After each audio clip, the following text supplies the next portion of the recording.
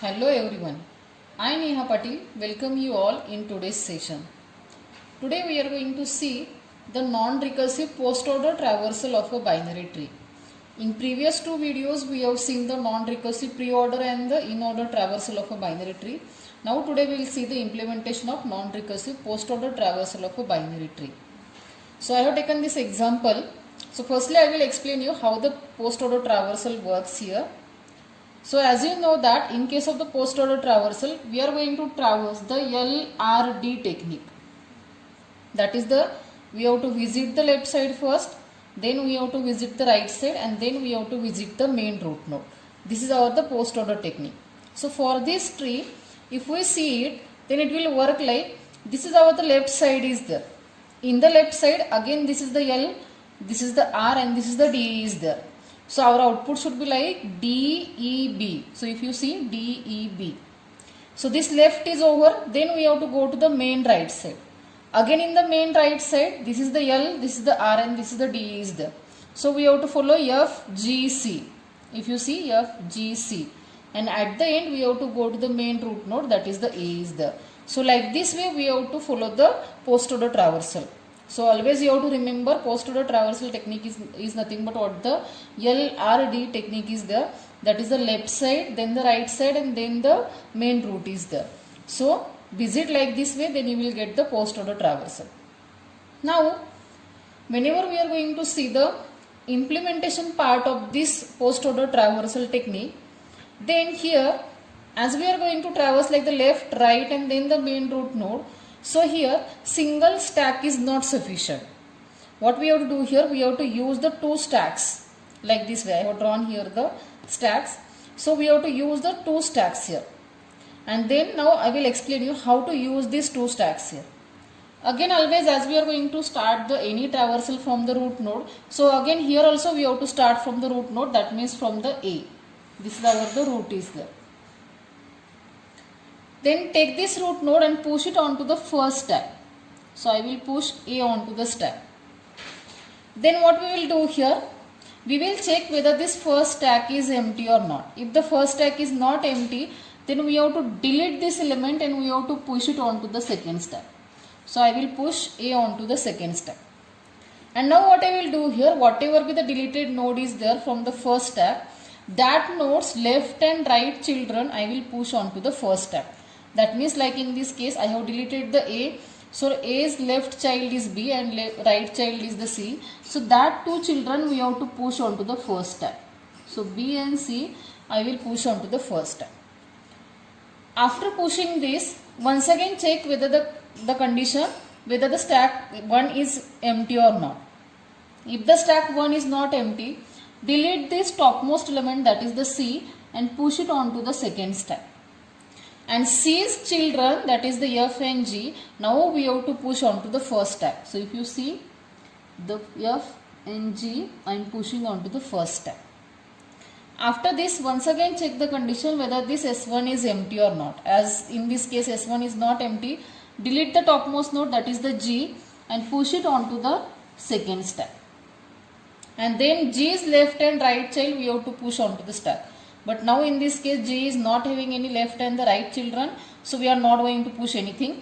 Delete the second topmost node, that is the F, and push it onto the second stack. And check whether F is having any left and the right child is there or not. Now in this case again F is not having any left and the right children. So what we have to do here, delete the next topmost value. So if you see the next topmost value is nothing but the B is there. So delete this B and push it onto the second stack. And B's now left and right child we have to push onto the first stack. That is the D and the E we have to push onto the first stack.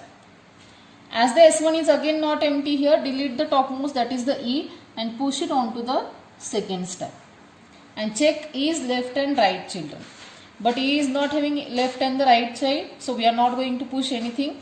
Delete the second topmost value, that is the D, push it onto the second stack. And check for the left and right child of the D. But D is again not having any left and the right child. And if you see, the first stack becomes over. All nodes are deleted. So we have to stop here.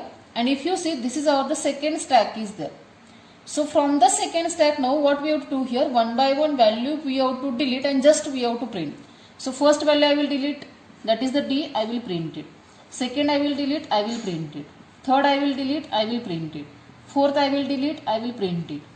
Next I will delete, print it, delete, print it, delete, print it.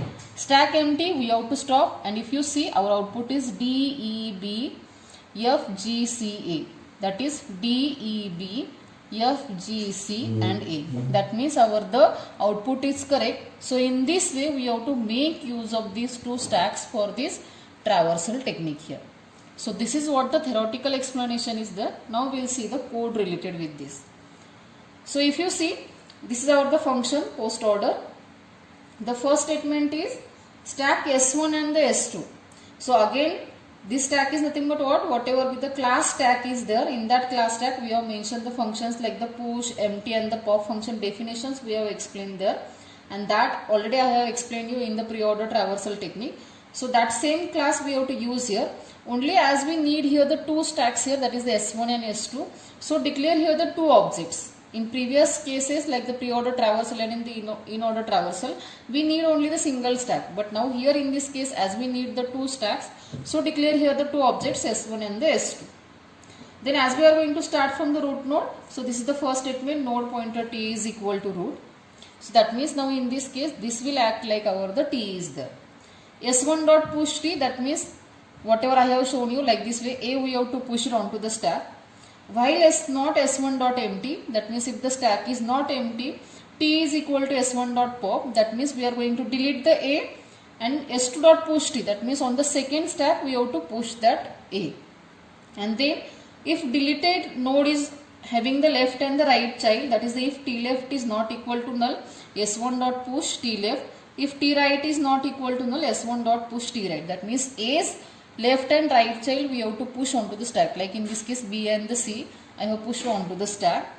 So this procedure we have to repeat till this S1 becomes empty here. And whenever this S1 becomes empty here, this while will stop executing and the second while will start executing. In that second while, if you see, we have written the condition while not S2 dot empty.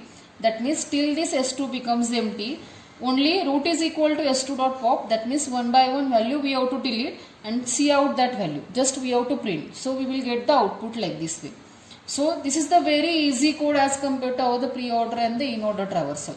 Only what we have to remember here, we have to start from any, that is the main root node, push it onto the first stack, delete that node, push it onto the second stack, and A's left and right child you have to push onto the first stack. So like this way, one by one value we have to delete from the first stack, we have to push onto the second stack, and child of the deleted node you have to push onto the second stack. So this procedure if you implement like this way, you will get the non-recursive post-order traversal of a binary tree. So this is the explanation for this technique. Hope you have understood this. So thank you for watching this video. If you like it, then don't forget to like and subscribe. Thank you.